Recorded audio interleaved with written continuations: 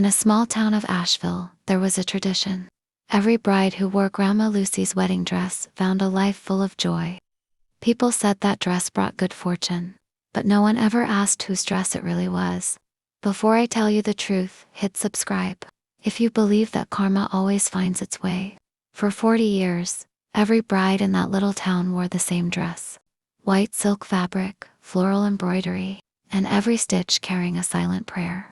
Grandma Lucy always said, "This dress carries blessings, not sorrow," and everyone believed it.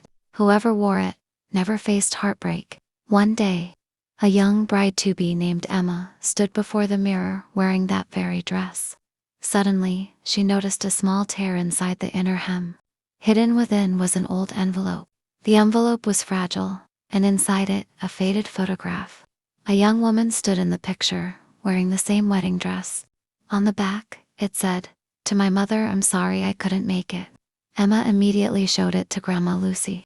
At that moment, Grandma's face froze, and a single tear slipped down her cheek. It was time for Grandma to tell the truth. The girl in the photograph was her only daughter, Mary.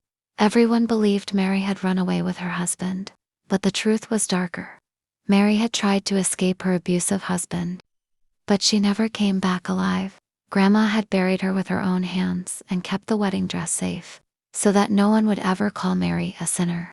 She turned her daughter's pain into a sacred secret, protecting her dignity for eternity. Grandma carried her grief in silence, but she filled that dress with prayers and love. Every bride who wore it after that found peace, respect, and happiness. Maybe that was karma, a mother's love transforming pain into blessing. The dress became a symbol of healing, and her daughter's soul finally found peace. If you believe a mother's love can turn pain into prayer, then subscribe now, and tell me in the comments, would you wear a wedding dress that carries a hidden secret?